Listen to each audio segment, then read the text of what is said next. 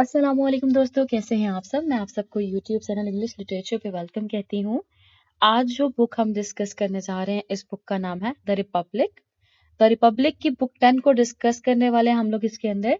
लेकिन बुक 10 के साथ साथ जो इस बुक का बैकग्राउंड है कि राइटर ने बुक लिखी क्यों, पीछे पर्पस क्या था, इसमें बताया क्या गया है, वो भी डिस्कस करेंगे।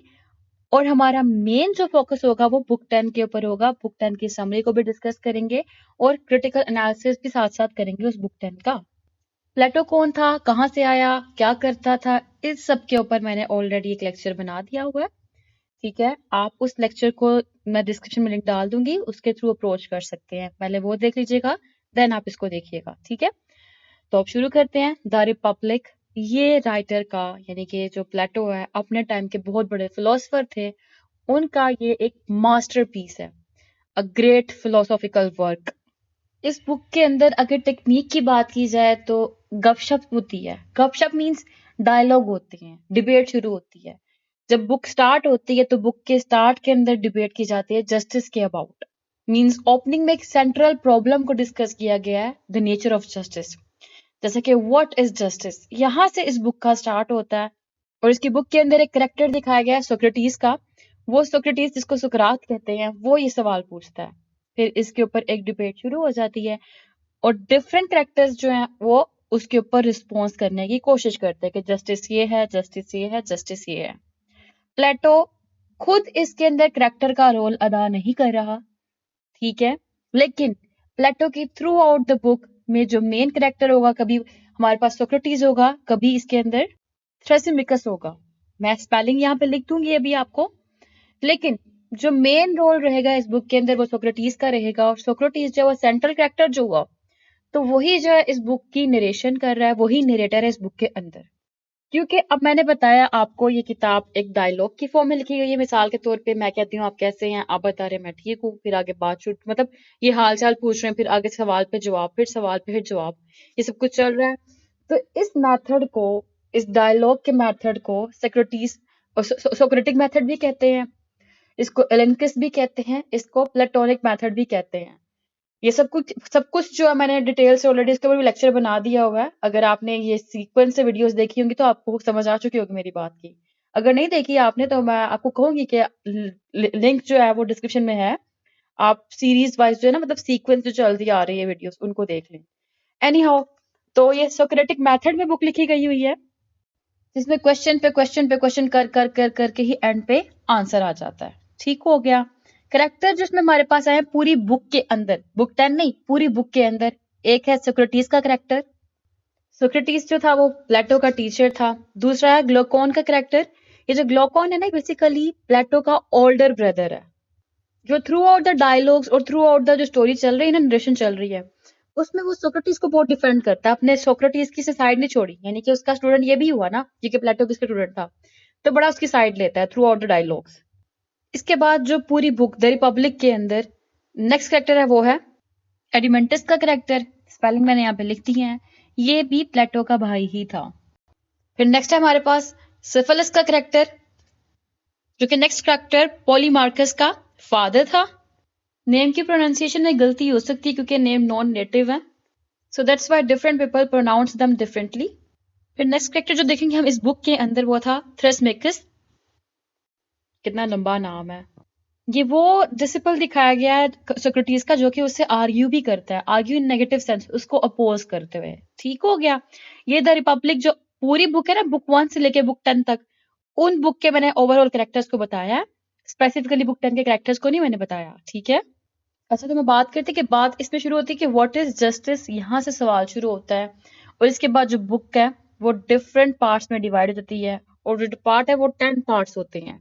और जो लास्ट बुक है इसकी, वो लास्ट बुक बुक 10 है, जिसको हमने इसके अंदर डिस्कस करना है, मोस्ट इंपॉर्टेंट बुक। जिस बुक के अंदर, जो कि फाइनल बुक है इसकी, उसमें main theme of imitative poetry को डिस्कस किया गया है, जिसके ऊपर हमें क्वेश्चन भी बहुत आता है कि जो प्लेटो है उसका व्यू ऑफ पोइट्री क्या था, प्लेटो का इमिटेशन के कॉन्सेप्ट क्या था, इमिटेशन ऑफ पोइट्री के अंदर प्लेटो का और एरिस्टोटल का क्या रोल रहा है। ठीक है, तो ये जो बातें सारी की सारी इसकी बुक 10 के अंदर की गई हैं, हमने उसको डिस्कस करना है। और सबसे इंपॉर्टेंट बात वो ये कि जब उसने द रिपब्लिक लिखी, उस टाइम पे सोशल कंडीशन क्या चल रही थी। उस टाइम पे बेसिकली डिक्लाइन हुआ था पॉलिटिकल टाइम पीरियड का, ठीक है, फॉल ऑफ पॉलिटिशियन हम कह सकते हैं, पॉलिटिकल डिक्लाइन भी कह सकते हैं, कि जो पॉलिटिकल टाइम पीरियड था वो इतना अपहेल नहीं जा रहा था, इतना ऊपर नहीं जा रहा था, उसको डाउनफॉल फेस करना पड़ रहा था। और जो स्टेट थी, रिपब्लिक का मतलब स्टेट होता है, ठीक है, जो स्टेट थी उस टाइम पे वो भी उसमें एजुकेशन सिस्टम बहुत ज्यादा पुअर था, education was not much focused, ज्यादा ध्यान नहीं दिया गया था। और जितने भी स्कूल्स थे उन स्कूल्स के अंदर होमर को पढ़ाया जा रहा था। होमर एक great Greek philosopher, sorry poet लिखना था, यहाँ पे मैंने फिलोसोफर लिख दिया, एक ग्रेट ग्रीक पोइट, बहुत बड़ा पोइट था ये होमर। जिस तरह बाइबल की प्रीचिंग की जाती थी ना, उसी तरह इसके वर्क्स को बाइबल के इक्वल रैंक दिया गया था उस टाइम में। लेकिन अब होमर की पोइट्री के अंदर एक ड्रॉबैक क्या था, वो ये था कि इसकी पोइट्री के अंदर जो गॉड एंड गॉडेसेस का कॉन्सेप्ट था ना, वो इस तरह दिया गया था कि उनको ह्यूमन बीइंग के इक्वल कहा गया था। जिस तरह ह्यूमन बीइंग के अंदर इविल सोल एग्जिस्ट करती है ना, उसकी डिजायर, उसकी लस्ट, उसकी ग्रीड, इसकी पोइट्री के अंदर भी वो एलिमेंट इसने गॉड के साथ लिंक्ड किए थे। तो ये बात काबिले कबूल नहीं थी। और दूसरी बात, एलेगोरिकल इंटरप्रिटेशन बहुत ज्यादा थी इसके अंदर। ये अपनी स्टोरी में एलेगरीज बहुत ज्यादा यूज करता था, जिस बेस पे इनकी स्टोरीज को अंडरस्टैंड करना, इसकी पोइम्स को अंडरस्टैंड करना बहुत डिफिकल्ट होता था। इस टाइम पे जो लिटरेचर था वो करप्ट और इमोरल हो चुका हुआ था।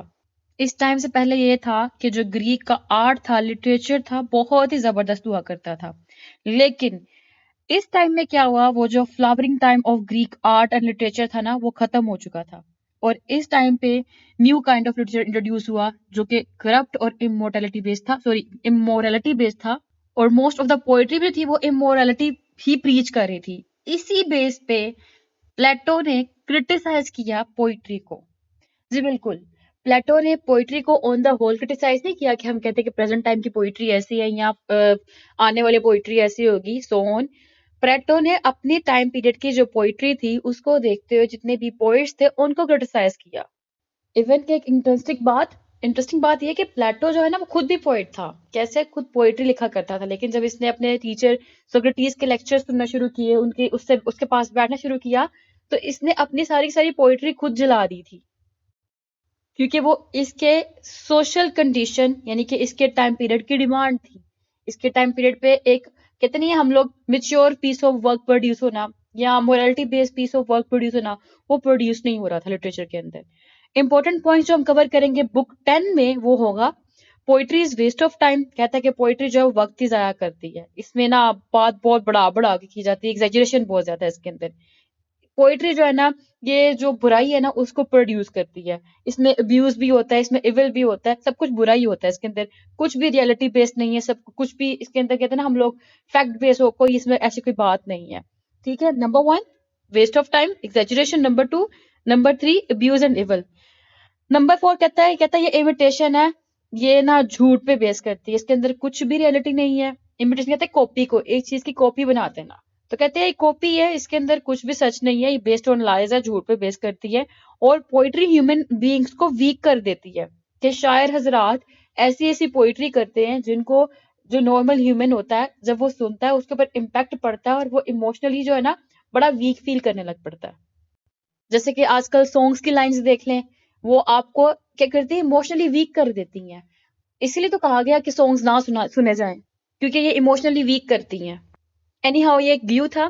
फिर उसके बाद मैं बात करूँ फर्दर कि जब हम पोइट्री पढ़ते हैं, कुछ पोइट्री होती है जो कि आपको लाइक जज्बा देती हैं कि आप ऐसे आप वैसे, अभी आप जंग लड़ लोगे, अभी आप ये कर दोगे, आप पाकिस्तान, आप पेट्रियोटिक हो, ठीक है।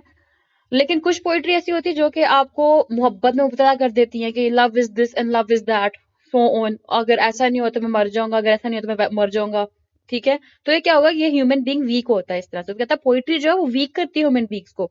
पोइट्री जो है टेल्स लाई अबाउट गॉड्स, झूठ बताती है गॉड्स के अबाउट के। यहाँ पे एक पॉइंट क्या आएगा, वही पॉइंट कि ये जो पोइट हजरात थे इस टाइम पे, जो पोइट्स थे, वो कोशिश करते थे कि पोइट्री ऐसे कर जिसके अंदर जो गॉड है उनको ह्यूमन लाइक ट्रेट दिया जाए, जैसा कि ह्यूमन बीइंग्स थे, उनमें ग्रीड था, उनमें लस्ट था, वो सेम ट्रेट्स जो है ना गॉड्स के अंदर भी दिखाया करते थे। तो इनका कहना था कि जो स्कूल्स हैं, उस जो एजुकेशनल डिपार्टमेंट्स है ना, वहां पे पोइट्री की जगह ना फिलोसफी पढ़ाई जाए। और उस टाइम पे इनकी डिमांड ये थी कि जितने भी पोइट्स हैं ना, अगर आप चाहते हैं कि आइडियल स्टेट बना दी जाए, तो उन आइडियल स्टेट से पोइट्स को निकाल दिया जाए। An ideal state must be poet free. ठीक है, ये कुछ इंपॉर्टेंट पॉइंट्स हैं जो कि बुक 10 के अंदर डिस्कस करने वाले हैं हम।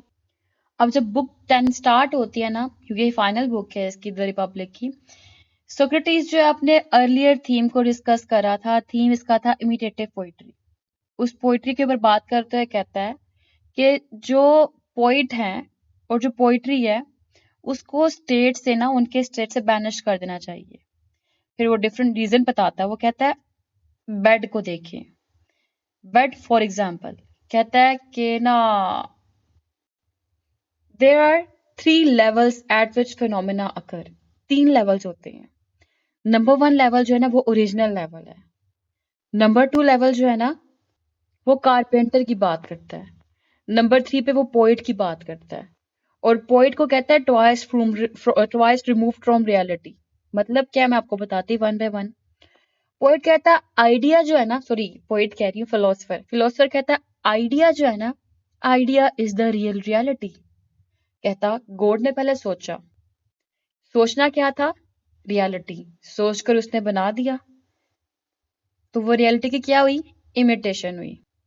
जिस इमिटेशन में पूरी दुनिया आ जाती है, कारपेंटर भी इसमें आता है, इसमें हर कोई आ जाता है। अब क्या हुआ, दूसरी बात, उस इमिटेशन में एक कारपेंटर है। कारपेंटर भी सोचता है, सोच के उसने बना दिया। वो क्या हुआ, बेड बनाया उसने। फिर कहता है लास्ट पे आता है पोइट और पेंटर। उसने क्या किया, उसने उस बेड जो कि बनाया हुआ था उसको इमिटेट करके दोबारा से बना दिया। जैसा कि यहाँ पे पढ़े, 3 levels at which phenomena occur। First and original is the level of God who creates the bed as an idea। उसने आइडिया के तौर पे बना दिया। Second is the carpenter who imitates God's idea in making a particular bed। Second पे क्या हुआ, carpenter ने जो गॉड का आइडिया था उसको इमिटेट कर लिया। ठीक है। फिर and last is the poet और painter whose bed imitates the imitators। तो रियलिटी किसके ऊपर बेस कर रही है, गॉड के ऊपर। फिर कौन आ रहा है सेकंड पे, पेंटर। फिर कौन आ रहा है, पोइट। जो गॉड ने आइडिया सोचा था वो रियल था। फिर ये क्या था, जो कारपेंटर कर रहा है वो उस आइडिया की इमिटेशन कर रहा है। फिर जो हमारे पास पेंटर है और पोइट क्या कर रहा है, वो उस इमिटेशन की इमिटेशन कर रहा है। यानी कि एक दफा कॉपी की है, सॉरी इसने कारपेंटर ने, तो 2 दफा कॉपी की है पेंटर ने। 2 दफा किस तरह से, कि नंबर 1 यहां से आया गॉड से, नंबर 2 पेंटर से आया, नंबर 3 आकर कहां पे घुस गया, सॉरी पेंटर और पोइट की तरफ घुस गया। इसको आसान करके बताती हूँ। जैसा कि मैं हूं, मैंने एक बात बताई, वो मेरा आइडिया हो गया। वो बात आप तक पहुंची, आपने आगे बताई, वो क्या हो गया, मेरे आइडिया को आपने कॉपी करके आगे बता दिया। तो ये एक इमिटेशन हो गई। फिर वो बात जिस तीसरे बंदे ने सुन के आगे बताई, तो वो क्या हो गया, वो आपके और मेरे 2 आइडिया को मिलाकर एक और आइडिया हो गया। यानी कि ट्वाइस इमिटेशन हो गई।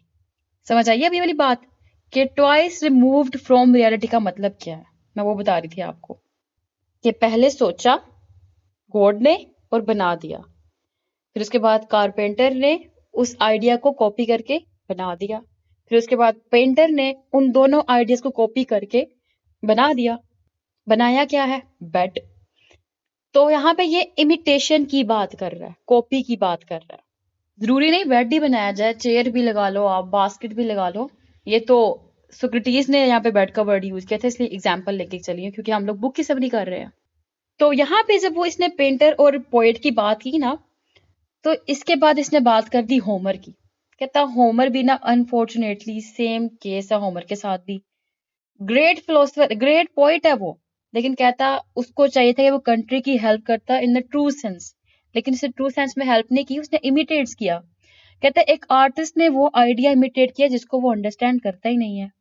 कहता फॉर एग्जाम्पल एक पोइट है, वो कोबलर के बारे में बातें करी जा रहा है, कोबलर ऐसा कोबलर वैसा, लेकिन क्या उसको वाकई में पता है कि ट्रेड क्या है, क्योंकि कोबलर का काम ट्रेड करना होता है। कहता नॉट एट ऑल। तो कहता imitation says Socrates is a game और sport, it is a play. तो कहता है ये एक गेम बना के रखी हुई है, एक प्ले की तरह की है इमिटेशन। अभी मैं आपको सिर्फ और सिर्फ समरी बता रही हूँ, साथ साथ हम लोग एंड पे मतलब बाद में एनालिसिस भी करेंगे। फिर सोक्रेटिस कहता है कि जो पोइट है ना वो ह्यूमन के फीलिंग के साथ भी खेलता है, उनको इरेशनल बातें बताकर उनको झूठ बताकर, उनके इमोशंस को राइज करके, उनको फेक बातें बताकर क्या करता है, उनके फीलिंग्स को, उनके अनडिजायरेबल इमोशंस को टच करता है, जिससे जो ह्यूमन है वो वीक फील करने लग पड़ता है। मैं यहाँ पे बार बार सोक्रेटिस कहता है इसलिए कह रही क्योंकि अगर हम टेक्स्ट की बात करें, टेक्स्ट में सोक्रेटिस ही बोल रहा है स्पीकर के तौर पे। लेकिन अगर हम राइटर की बात करें तो राइटर एक्चुअली में प्लेटो है, जिसने एक किताब लिखी है। ठीक है, तो सोक्रेटिस ये सारी बातें कर रहा है।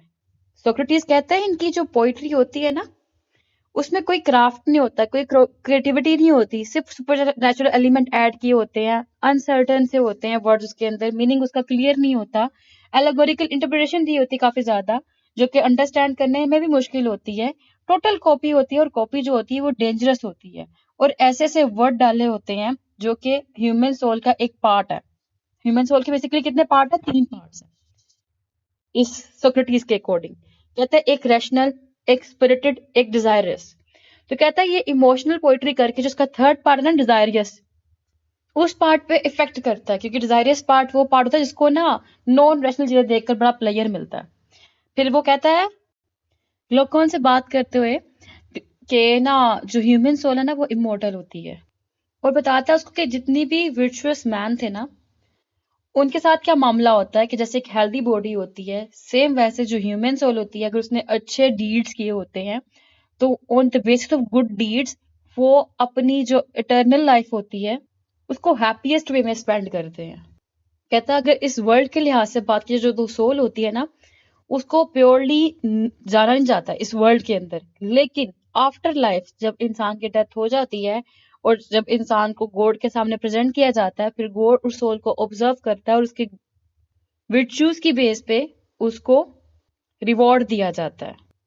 लेकिन अगर एक सोल अनजस्ट हो, एक मैन अनजस्ट हो, यानी कि जिसने इंसाफ ना किया हो दुनिया के अंदर, तो ऐसा मैन अपनी लाइफ में भी सफर करता है, और उसके बाद जब उसकी डेथ हो जाती है तो उसको डेथ के बाद की लाइफ में भी डराया जाता है। अब ये बात सोक्रेटिस ने क्यों की? वजह ये थी क्योंकि बुक 1 में जब बात शुरू हुई थी वो जस्टिस से शुरू हुई थी, फिर उस पर डिबेट होते होते इमिटेटिव पोइट्री पे इस बुक में बात आ गई थी, और दोबारा से वो जो बुक 1 में जस्टिस और अनजस्ट पे बात शुरू हुई थी उसका आंसर इसने यहाँ पे दिया है, जिसमें उसने कहा कि जो नेक आदमी होता है उसको दुनिया में भी अच्छा रिवॉर्ड मिलता है। अच्छा रिवॉर्ड दुनिया में मिले ना मिले, लेकिन हेयर आफ्टर में उसको अच्छा रिवॉर्ड मिलता जरूर है। और जो बुरा आदमी होता है, जो अनजस्ट मैन होता है, उसको दुनिया में भी सफर करना पड़ता है, और उसको हेयर आफ्टर में, यानी कि दुनिया के बाद खत्म होने वाली जो जिंदगी है वहां पे भी उसको फेस करना पड़ता है ट्रबल्स वगैरह। फिर इस बुक की जब एंडिंग होती है ना, उस एंडिंग में सोक्रेटिस एक लॉन्ग नरेशन बताता है टेल ऑफ अर जो एक कौन था, एक एंशियंट हीरो था जो एक बैटल में रहा था और उस जंग में इसको मार दिया गया था। उसके बाद वो एंटर होता था after life only to return again, यानी मरने के बाद जो उसकी लाइफ स्टार्ट होती है वो उसमें एंटर होता है ताकि वापस वो अपनी लाइफ के अंदर आ सके। और इस पूरी स्टोरी के थ्रू ना वो बताता है कि जो अच्छे लोग और अच्छी औरतें होती हैं ना, या फिर बुरे लोग और बुरी औरतें होती हैं, मर्द और औरत दोनों, जब उनकी डेथ होनी है ना, उनकी डेथ के बाद जब आफ्टर लाइफ उनकी एक टाइम पीरियड स्टार्ट होना है, तो उनको उनके जो एक्शंस थे उन एक्शंस की बेस पे जज भी किया जाएगा, और उनको उन एक्शंस का जो रिस्पॉन्स है वो भी देना पड़ेगा। कहता अगर एक टायरेंट पर्सन है, एक तंग करने वाला बंदा है, तो उसको 1000 साल जो है ना जहन्नुम में जलाया जाएगा, और अगर कोई अच्छा शख्स था तो वो जन्नत में जहां चाहे जैसे मर्जी चाहे जा सकता है। यहाँ पे बेसिकली वो हेयर आफ्टर की एक स्केच खींच रहा है और कहता है कि इसके बाद जब हमारा यहाँ पे सारा ट्रीटमेंट होगा कि बुरे को बुरे की सजा मिलेगी, अच्छे को अच्छे की सजा मिलेगी, तब ऐसा होगा कि जितने भी लोग होंगे वो रिवर ऑफ फॉरगेटफुलनेस से पानी पियेंगे, फिर न्यू फॉर्म में दोबारा अर्थ पे वापस आ जाएंगे। ये समरी थी इस बुक की। इस बुक में कुछ इंपॉर्टेंट पॉइंट्स भी डिस्कस किए उसने, जैसे कि पोएटिक इंस्पिरेशन की उसने बात की है, इमिटेशन की बात की है, कंडेमनेशन की बात की है। अब पोएटिक इंस्पिरेशन क्या होता है? कहता है पोएटिक इंस्पिरेशन जो है, जब एक पोइट ने पोइट्री करनी होती है तो उसके लिए इंस्पिरेशन जरूरी होती है। तो कहता है पोइट जब वो इंस्पिरेशन अपनी सेंसेस से लेता है, और अगर वो इंस्पिरेशन नहीं ले तो उसकी जो पोइट्री वो पावरलेस हो जाएगी।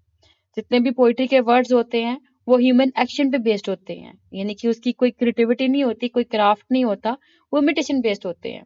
और पोइट्री जो पोइट है वो डिवाइन ट्रुथ की बेस्ड पे करते हैं। डिवाइन ट्रुथ जैसा कि फॉर्चून टेलर्स होते हैं जो फ्यूचर बताते हैं, ठीक है, और कुछ ऐसे लोग होते हैं जो कि आपको प्रोडिक्शंस वगैरह बताते हैं। इन बातों पे उनकी उनकी जो पोइट्री वो बेस करती है। तो इसीलिए उनकी जो पोइट्री है वो रैशनल नहीं होती, सिर्फ और सिर्फ उसमें डिवाइन ट्रुथ प्रेजेंट होता है। और डिवाइन ट्रुथ जो है वो लोगों को, वो ऑर्डिनरी पीपल से बहुत दूर की चीज होती है। लोग जो है डिवाइन ट्रुथ को इजीली समझ नहीं सकते। इस कॉन्सेप्ट के बाद सोक्रेटिस कॉन्सेप्ट शेयर करता है इमिटेशन का। वो कहता है कि इमिटेशन जो है वो पोइट्री के अंदर प्रेजेंट होती है, इसीलिए पोइट्री जो होती है वो एक रियलिस्टिक पीस ऑफ वर्क नहीं होती। अब बेसिकली बात लिखने वाला कौन है तो प्लेटो ना। प्लेटो कौन था? प्लेटो एक आइडियलिस्ट था। सोक्रेटिस भी एक आइडियलिस्ट था। और बीइंग एन आइडियलिस्ट, प्लेटो कहता है आइडियाज आर रियल। अब आइडियाज क्या हैं? जो माइंड के अंदर एग्जिस्ट करते हैं, ठीक है। तो कहता है ideas are real reality. Ideas जो है रेशनलिटी बेस्ड होते हैं, इनमें सच होता है। जो ब्यूटी और गुडनेस है ये हेवन के लिए बनाई गई हुई है। फिर वो अपने इमिटेशन के कॉन्सेप्ट को एक्सप्लेन करने के लिए पेंटर की एग्जांपल देता है, जैसे कि मैंने भी डिस्कस किया था पीछे, कि पेंटर पेंटिंग करता है, वो इमिटेशन करता है। मीन्स टू से कि नंबर वन रियल आइडिया क्या था, रियल रियलिटी क्या थी? Idea of the God. फिर गॉड ने बना दिया यूनिवर्स को, यूनिवर्स के अंदर आ गया कारपेंटर, कारपेंटर ने बना दिया आगे बेड को, ठीक है। अब बेड जब कारपेंटर ने बना दिया तो इट मीन्स क्या हो गया? ये भी इमिटेशन हो गई। अब उसके बाद जब ये कारपेंटर ने बेड बना दिया, उसके बाद बनी हुई चीज को पेंटर पेंटिंग कर रहा है, तो ये क्या हो गया? अगेन इमिटेशन हो गया। इसके लिए जो राइटर उसने डिवाइस रिमूव फ्रॉम रियलिटी का वर्ड भी यूज किया है, इमिटेशन की इमिटेशन करना, ठीक है। तो कहता है इट मीन्स क्या है कि उसने कोई भी नई चीज इंट्रोड्यूस नहीं करवाई, कोई भी क्रिएटिविटी नहीं की, कोई भी उसने क्राफ्टिंग नहीं की, सब कुछ जो पहले था उसी चीज को दोबारा लेकर किया है, यानी कि उसने कॉपी किया है। तो ये चीज इंडिकेट करती है कि इनके पास लैक ऑफ नॉलेज होता है जो इमिटेशन करते हैं। और फिर वो पेंटर को कंपेयर करता है पोइट के साथ, कि पोइट भी ऑलरेडी एग्जिस्टेड थिंग्स जो है ना उन्हीं को ही बताई जाते हैं, अपनी खुद से कोई भी क्राफ्टिंग नहीं करते, अपनी खुद से कोई क्रिएटिविटी नहीं करते। तो एक ये इमिटेशन के कॉन्सेप्ट को डिस्कस किया सोक्रेटिस ने। फिर उसने कंडेमनेशन की बात की, जिसको हमने सोशल कंडीशन के साथ लिंक्ड किया था, कि सोशल कंडीशंस क्या चल रही थी बैकग्राउंड पे। मैंने बताया कि पॉलिटिकल डिक्लाइन था, एजुकेशन को प्रमोट नहीं किया जा रहा था इतना। उसके बाद होमर को पढ़ाया जा रहा था। होमर जो है वो नो डाउट अच्छा राइटर था, लेकिन उसके अंदर उसने जो गॉड्स थे उनको उसने ह्यूमन बींग्स से लिंक्ड कर दिया था। लिटरेचर था इस टाइम पे वो करप्ट हो चुका हुआ था, इमोरल हो चुका हुआ था। और कहना था इसका कि जो पोइट है वो वाइसेस फैला रहे हैं, वो बुराइयां फैला रहे हैं, वो टाइम को वेस्ट करवा रहे हैं, और इसके अलावा वो बहुत ज्यादा एग्जेजरेशन करते हैं। तो इसीलिए जो चीज बुराई फैलाती है उसको इन द हेल सफर करना पड़ता है, और जो चीज रैशनैलिटी की बात करती है, अच्छाई फैलाती है, उसको सफर नहीं करना पड़ता। फिर इसने बात की पोइट्री की, कि पोइट्री जो है उसको सोशल एंड पॉलिटिकल कॉन्टेक्स्ट में देखा जाए। किसने? प्लेटो ने बात की। और इसमें स्पीकर कौन होगा? डायलॉग बोलने वाला सोक्रेटिस होगा ऑफ कोर्स। अब प्लेटो ने बात की कि जो पोइट्री है उसको सोशल कॉन्टेक्स्ट में भी देखा जाए और उसको पॉलिटिकल कॉन्टेक्स्ट में भी देखा जाए। तो इसकी सोसाइटी जो चल रही थी उस टाइम पीरियड, जो वो टाइम पीरियड चल रहा था, उस टाइम पे इसने पोइट्री को अपने पॉइंट ऑफ व्यू से जज किया। और जज करते हुए इसने पोइट्री के ऊपर और ड्रामा के ऊपर 3 बेसिस पे अटैक किया था। एक था मोरल ग्राउंड, दूसरा था इमोशनल ग्राउंड, तीसरा था इंटेलेक्चुअल ग्राउंड। जो बात करता है ऑन मोरल ग्राउंड, वो कहता है poetry is not conducive to social morality as poets pander to the popular taste and narrate tales of men's pleasant vices. This creates a demoralizing effect. Same is the case with drama, which depends entirely upon popular patronage.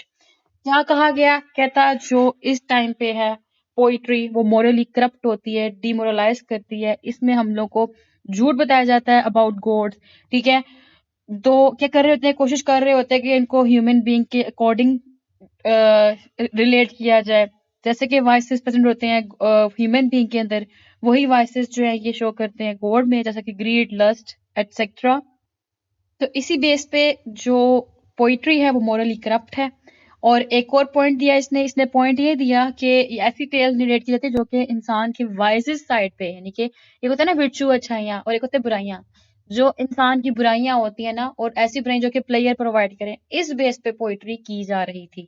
तो that is why ये Morli corrupt है। फिर इसने कहा poets tell lies about gods, जो कि मैंने अभी पॉइंट डिस्कस किया कि उनके अबाउट अबाउट झूठ बोलते हैं उनको ह्यूमन बीइंग से रिलेट करके। फिर वो बात करता है इमोशनल ग्राउंड पे, कहता है पोइट्स जो है वो डिवाइनली इंस्पायर्ड होते हैं, इट मीन्स कि वो नॉन नेशनल हुए और नॉन क्राफ्ट उनकी राइटिंग हुई, नो नो नो क्रिएटिविटी नजर आती है उसके अंदर हमें, वो सुपर नेचुरल एलिमेंट का यूज करते हैं। उनकी पोइट्री जो होती है वो अनसर्टन होती है, उसमें मीनिंग जो है वो क्लियर नहीं होते, एलोगोरिकल इंटरप्रिटेशंस को वो यूज करते हैं, टोटल कॉपी होती है और कॉपी जो होती है वो डेंजरस होती है। और क्या करते हैं ये ऐसे ऐसे वर्ड्स को यूज करते हैं जो कि फिर ह्यूमन साइकी को इफेक्ट करते हैं, और ह्यूमन की साइकी को इफेक्ट करने के बाद जो ह्यूमन बीक है वो इससे वीक पड़ जाते हैं। कहता है कि इवन पोएट्स समटाइम ऐसा लिख देते हैं कि वो खुद भी अंडरस्टैंड नहीं कर पाता कि उन्होंने लिखा क्या है। Often the poets can not themselves explain what they write. और ये किस बेस पे होता है, उनकी एलेगोरिकल इंटरप्रिटेशन की बेस पे होता है। फिर कहता है प्लेटो के लिरिकल पोइट्री को निकाल के, क्योंकि लिरिक पोइट्री जो है ना वो नैरेटिव होती है, जितनी भी दूसरी पोइट्री हैं जिसमें एपिक ट्रेजेडी और कॉमेडी आ जाती है सबके सब इमिटेटिव होती हैं। All imitative poetry as Pernicious means harmful effect, क्योंकि जितनी भी इमिटेटिव पोइट्री होती है पोइट्री वो सबकी सब हार्मफुल इफेक्ट रखती हैं। और जब वो ये इमोशनल ग्राउंड की बात कर रहा होता है ना, तब वो सोल की भी बात करता है, और वो सोल को 3 पार्ट्स में डिवाइड करता है। Number 1 rational, number 2 spirited, number 3 desirous. और कहता है कि poets, whether epic, tragic, or comic, abound in the vulgar, the sensational, and the corrupt elements. कहता है कि जितनी भी पोइट्री होती है, एपिक, ट्रेजिक और कॉमिक की अगर हम बात करें, सबके सब जो सेंसेशनल पार्ट होते हैं, फिर करप्ट एलिमेंट्स कंटेन करते हैं इसके अंदर, फिर इसके अंदर वल्गैरिटी पाई जाती है। क्यों पाई जाती है? क्योंकि ये ह्यूमन बीइंग के जो इमोशंस हैं उनके साथ खेलते हैं। किस तरह से खेलते हैं? क्योंकि ह्यूमन बीइंग के सोल के अंदर एक डिजायरियस पार्ट होता है। ये जो डिजायरियस पार्ट होता है ना, इसके अंदर वो चीजें आती है जो कि नॉन रैशनल चीजों को देख के जो ह्यूमन बीइंग प्लेयर फील करता है ना, वो चीज के अंदर एग्जिस्ट करती है। और पोइट्री जो है ना वो इसी पार्ट को अपील करती है। और ये कहता है feed and water the passions instead of drying them up, and let them rule instead of ruling them as they ought to be ruled, with a view to the happiness and virtue of mankind. तो यहाँ पे ये poetry को condemn कर रहा है और कहता है कि जो रैशनल पार्ट है सोल का, वो तो जाहिर सी बात है लॉजिकल रीजनिंग पे बेस करता है। स्पिरिटेड पार्ट जो सोल का है वो जज्बे पे बेस करता है, पेट्रियोटिक पे बेस करता है, पेट्रियोटिज्म पे बेस करता है। लेकिन जो डिजायरस पार्ट है ना सोल का, ये वाला इमोशन है, कहता है इसके अंदर वही बात कि सीइंग नॉन रैशनल थिंग्स जो है ना प्लेयर प्रोवाइड करती हैं। और कहता है इंसान को चाहिए कि वो अपने जो फीलिंग्स में पिटी और ग्रीफ है ना इनको कंट्रोल करे, क्योंकि अगर पिटी और ग्रीफ को कंट्रोल कर लिया जाए तो इट मीन्स क्या है कि आप एक वेल रिस्ट्रेन्ड पर्सन हो। लेकिन कहता है कि जब इंसान ट्रेजेडी देख रहा होता है तो ट्रेजेडी देखते हुए वो अपने पिटी और ग्रीफ इन दोनों इमोशंस को सप्रेस नहीं कर पाता, तो इस जगह पे वो एक वुमेन का रोल अदा कर रहा होता है। इट मीन्स कि वुमेन को यहाँ पे वीक कहा गया, और इट मीन्स कि इसने कहा कि जो मैन है वो वुमेन लाइक बिहेवियर शो कर रहे होते हैं। तो जब इसने ये इमोशनल ग्राउंड की बात कर ली, इसके बाद बात करता है इंटेलेक्चुअल ग्राउंड की। कहता है जो पोइट्स हैं उनके पास कोई नॉलेज नहीं होता, वो इलियन में रहते हैं, धोखे में रहते हैं। इसीलिए अगर आप एक आइडियल वर्ल्ड क्रिएट करना चाहते हो तो आपको चाहिए कि जितने भी पोइट है उनको अपने आइडियल स्टेट से बाहर निकाल दो। इसके अलावा जब वो इंटेलेक्चुअल ग्राउंड की बात कर रहा होता है तो वो फिनोमिनल वर्ल्ड की बात कर रहा होता है और रियल वर्ल्ड की बात कर रहा होता है। कहता है आइडियल रियलिटी वही है जो कि आइडिया है, उसके बाद जो दूसरा वर्ल्ड है वो क्या है, उसकी इमिटेशन है। लेकिन अब कहता है पोइट्री जो है वो ट्वाइस फ्रॉम रियलिटी है, sorry twice removed from reality है, जिसको ये टेक्स्ट में लिखता है poets like painters imitate the surface और superficial aspects of things. Beyond the world of the senses there is another world, the world of ideal reality, where concepts like truth, virtue, beauty, etc. exist in an ideal form. The phenomenal world is a mere illusion, a reflection or a shadow of the ideal world. The poets have no knowledge of reality, they simply imitate the shadowy or the illusionary. Poetry is device removed from reality. It cannot be a source of knowledge and truth. It can tell us nothing about the essential reality. फिर वो 3 arts की बात करता है, कहता है there are 3 arts which are concerned with all things, one which uses, another which makes, a third which imitates. Number 1 क्या है? uses, नंबर 2 क्या है? makes, और थर्ड क्या है? imitates करता है जो उनको। कहता है जो पोएट्स है ना वो लोएस्ट स्टैंडर्ड पे स्टैंड करते हैं। The poet stand the lowest for neither does he use NOR does he make, he merely imitates, वो सिर्फ इमिटेट्स करता है। जिसके बाद कहता है पोइट, सॉरी ये फिलोसफर कह रहा है, poetry can serve no useful practical purpose, it must be apart from school curriculum. फिर इसके बाद जब प्लेटो अपनी बुक की एंडिंग कर रहा होता है तो वो कहता है no poetry should be admitted save except hymns to the gods and panegyrics on famous man. कह रहा है कि कोई भी पोइट्री जो है ना उसको अलाउ ना किया जाए सोसाइटी के अंदर सिवाय हाइम्स टू गॉड्स और वो पब्लिक स्पीच जो कि हम लोग फेमस मैन के अबाउट पब्लिश करवाते हैं। कहता है the poets are to be honoured but they are to be banished from his ideal state. कि पोएट को ऑनर तो किया जाए लेकिन इनको इन आइडियल स्टेट से बैनिश्ड कर दिया जाए। तो यहाँ पे ओवरऑल डिस्कशन तो हो गई एंड अगर कंक्लूजन में हम बात करें कि हमने अब तक क्या सीखा है इसके अंदर, उसने बताया कि पोइट्री जो है वो वेस्टेज ऑफ टाइम है, इसमें एग्जेजरेशन होती है, ये जो है बुराइयों को पैदा करती है। इसके अलावा जो पोइट्स हैं उनको चाहिए कि हम बैन कर दें आइडियल स्टेट से। फिर इसने बताया आइडियल स्टेट क्या होता है, आइडियल जो वर्ल्ड है वो क्या होता है, जो आइडिया है वो आइडियल वर्ल्ड है और जो उस वर्ल्ड की कॉपी बनाई गई वो इमिटेशन है। और जो पोइट है और पेंटर है वो ट्वाइस रिमूव फ्रॉम रियलिटी है, मींस वो इमिटेशन की इमिटेशन करते हैं, वो इमिटेटर्स को ही फर्दर इमिटेट्स कर रहे होते हैं। फिर ये फिनोमेना की बात की गई जिसमें पहले आया फर्स्ट और ओरिजिनल फिनोमेना वो गॉड का था, नेक्स्ट था हमारे पास कारपेंटर का, नेक्स्ट था हमारे पास पेंटर या फिर पोएट का। ठीक है, अब फर्स्ट वर्ल्ड में उसने बताया गया हमें कि जो आइडिया होता है वो रियलिटी होता है, गॉड ने जो बना दिया ठीक है, जो गॉड ने सोचा वो रियलिटी, उसके बाद गॉड ने क्रिएट कर दिया, क्रिएट करने के बाद कारपेंटर ने उससे बना दिया, मतलब बेड बना दिया, बेड बनाने के बाद पेंटर ने उस बने हुए बेड को दोबारा से पेंट कर दिया। ठीक है, ट्वाइस रिमूव फ्रॉम रियलिटी हो गया।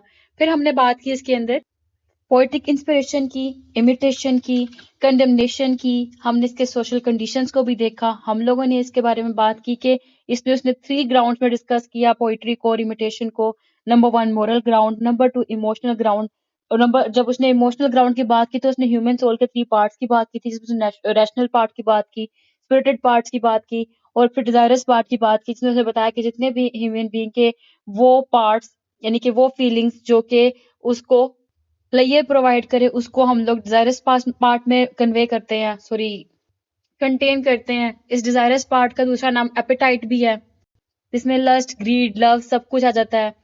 और कहता है जो पोइट है, पोइट पोइट्री करते हुए इसी पार्ट को छेड़ता है। और पोइट जो है वो इमिटेशन करता है तो इमिटेशन जो है वो डेंजरस होती है, वो कोई भी क्रिएटिंग और कोई भी क्राफ्टिंग नहीं करता, मेयर वो एक इमिटेटिव पीस ऑफ वर्क होता है।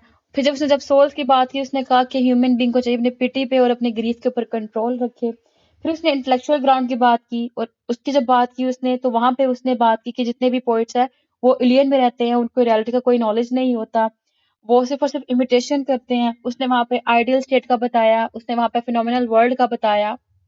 कंक्लूजन में इसने यही कहा कि हाइम्स जो है जो गॉड्स के अबाउट लिखी जाती हैं और जितनी भी पब्लिक स्पीच है जो कि फेमस मैन के अबाउट पब्लिश करवाई जाती हैं वो तो ठीक है, लेकिन उसके अलावा जितने भी पोइट्स हैं उन पोइट्स जितनी भी पोइट्री है उनको भी और पोइट्स को भी स्टेट से आइडियल स्टेट से बैनिश कर देना चाहिए। तो ये था हमारा बुक 10 कंप्लीट। आई होप कि आपको अच्छे से समझ आ चुका होगा। कोई भी कंफ्यूजन है तो आप कमेंट्स में पूछ लीजिएगा, मैं आपको रिप्लाई जरूर करूंगी। दुआओं में खास याद रखिएगा। फिर मिलते हैं नेक्स्ट लेक्चर में, नेक्स्ट वीडियो में नेक्स्ट लेक्चर के साथ। तब तक के लिए अल्लाह हाफिज।